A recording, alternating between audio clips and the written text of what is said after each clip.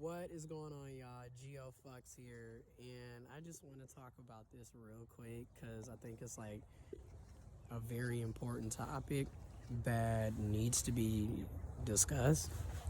Um, Again, when it comes to the dating scene, I'm well. First off, I'm trans. I'm a trans man and intersex trans man, and I'm gay. I like men, masculine beings. And so for me, like what I'm noticing, it's just like, how do you navigate it, right? Because it's a lot of guys who I've known before I came out the closet and started my transition, during coming out the closet and starting my transitioning to now. And I'm not finished. I feel like, whether you're cisgender, transgender, intersex, non-binary, what have you, being a human is an experience. You're a soul in my opinion, you are a spirit, a soul living in an earthly body. So it is an entire experience, and I don't really think you ever stop growing or being until you pass away from this physical realm, at least. So how do you navigate the experience? So like I said, I knew a lot of guys, and when I say this, I knew a lot of cisgendered men before I transitioned. A lot of my good friends are guys, like we're already cis men. And I just noticed in my experience in the dating scene is it's crazy. Because like I said before transitioning, I had situations where cis men who I had seen, perceived, and knew from them that they were gay, yet they would always, we would always have these awkward situations where obviously there's some sexual tension, innuendos going on. And that was before I came out the closet and started transitioning. So that's when I was cosplaying as a cis woman. And yet I would have these odd situations with gay cis men. And then once I came out the closet and started living my truths and started the process of transitioning and, like I said, being out the closet and open and authentic, these same cis men are around. But get this, the cis het the cis het men that I knew before transitioning are also still around. And now it's like, it's like, for me, this is why I'm always saying, in my humble, opinion and my lived experiences, most people, I would argue, they're not heterosexual, okay? And they're not necessarily homosexual either. Again, in my lived experience and my humble opinion, I think it can be argued most people are sexually fluid. People go to what's attractive to them, what they're vibing with. Okay, and I think that's which needs to be discussed, because people are complex. I feel like it's so shady how we have to live in a world where everything is black or white, and it's like we don't acknowledge the gray space, the pink space, the purple space, all the colors in the spectrum of colors that are available to us at this time, and we don't recognize it.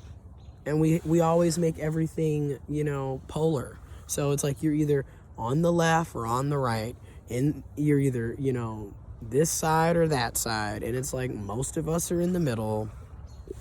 It can really be argued that, because in my experiences as a soul in a human body, as a spirit in a human body, I've had cis het men in my face as a trans man trying to get on. I've had gay men when I was cosplaying as a cis woman trying to get on. You feel me? Oh, man. I have cis het women still trying to get on. I have lesbian women trying to get on. It's just like people, and I feel like it's crazy because on one side it's like we're forced to label ourselves, and don't get me wrong, I feel like everything has a role, right? Because like on one side I needed to come out the closet because I was living in hell. But then at the same time, hell didn't necessarily disappear because I came out the closet. It just became less hard for me mentally to be in hell, if that makes any sense. But yeah, so in my experiences, I've literally have had people from various labels and categories, whether they're cis, whether they're trans, whether they're non-binary, whether they're gay, whether they're straight, whether they're lesbian, whether they're bi, whether they're pan. I've had people from outside of the African American Black race, because again, I've had experiences, and I can say, and no, like when I say experiences, I'm not saying that I'm like sexually having sexual intercourse with every person I'm talking about, but the flirting, oh, you look really good, how you doing, we should get together, let's hang out, like straight up has been there. Now my sexual experiences have always pretty much been with cis men, regardless, and yeah, black, white, but so Mercy, chill out. We're at the park. Look at that big boy. Look at him and his wishbone winter coat. He flexing on you. But anyways, yeah, so another part that I want to talk about briefly in this too is also, okay, people are, in my opinion, mostly fluid. And yeah, so another aspect of this is then when you're dealing with people who are like this, or people who have a label in the public eye, but then behind closed doors, that's not really their label. And then we always have the argument of, well, who are you to tell somebody what their sexuality is or how they can identify? Because that is true. Who are we? But then at the same time, right, nuances, it's not either or. It can be multiple things. At the same time, as a trans man, it's still very important that if you are a cis man or a trans man, or you identify as a man, if you're engaging in anything with me, that's not a heterosexual relationship. That's not a heterosexual act. That's a homosexual act. That's a gay act, because I'm a trans man. I'm a man. So it's mind-boggling to me when you have these cis men, who, especially the cis het, who they want to hook up, get together, do all these things, but then, like I said, in public eye, they're out here masquerading off as being heterosexual, and you've been very they always want, and I'm gonna say this, they always claim that nobody has told them, oh, I was lied to, I was led on, oh, they tricked me. That's bullshit. These men know who they are sleeping with. These men know who they're attracted to. Okay? But like I said, there's that argument, well, who are we to tell them what their sexuality is, or who they're attracted to, or what have you. And then we have this whole terminology of trans attracted. And like, that doesn't even make any sense, because how do you know somebody's trans? How do you know somebody's cis? You know, like, you can't always look at a person and know these things. You can't look at a person and know their gender any damn ways. Okay, you can't look at a person and automatically assume what their sexual organs are going to look like. So that doesn't even make sense. You know, trans people are people, we are people, so you're attracted to people, in my opinion. But okay. So it's little things like that. Like, let me know how you feel about it, right? Like, are you navigating this as well? I know I don't post a lot on here like I should, and I'm going to definitely work on doing that, because I be having these thoughts. But, yeah, it'd be the craziest stuff. I just be like, really? Really? So it'd be like I said. And then, like, I'm like, okay, you sitting up talking about, you know, my pictures, and, you know, you look good, and da-da-da-da, but, like, but then when I sit back and I examine a lot of the, when I'm dealing with the cishet men, especially the ones that I've known before transitioning, when I look at it, it's just eye-opening, because it just further proves everybody is insecure, and everybody is, we're lying, and we're putting on masks.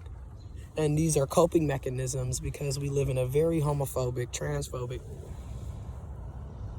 oppressive society, oppressive world. Because when I look back and examine, you know, I never really saw you with a girlfriend to begin with.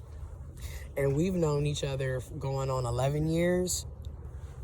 So you mean, and if you notice, well, I be cracking up. Now, no, you can't judge a book by its cover, because some people really are asexual, demisexual, or just straight up abstinent.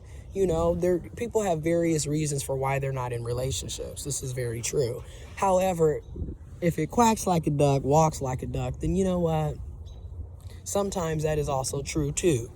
Like I said, it's not either or. It could be multiple things. So I examine some of this shit, and I'm like, damn, none of us ever really had significant others.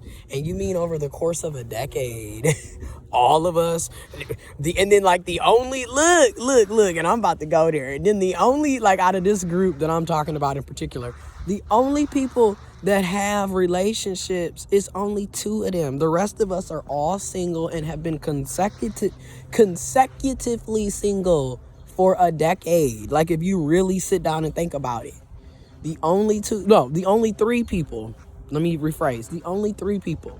So that's why I kind of have to sit back and say, like, you know, now looking back, hindsight is 2020. Now reflecting and looking back, it's like, none of us was really straight, were we? Especially now. Okay. I just think, again, people are attracted to who they're attracted to, and people vibe with who they vibe with.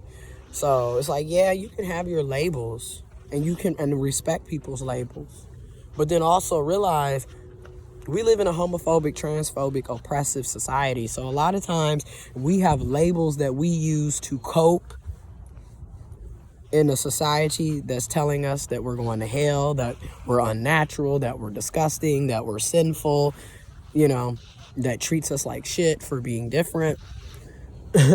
So you see why for years I had that cosplaying cis woman label, cis het woman label, right? Like, I was out here like, hey, let me put on makeup and wear a purse so I can fit in. Okay, let me go to prom with a person that I'm not really, like, I'm just being honest. I will always respect the experiences that I had with the people that I had them with, but I went to prom and I was just like, why the fuck am I here?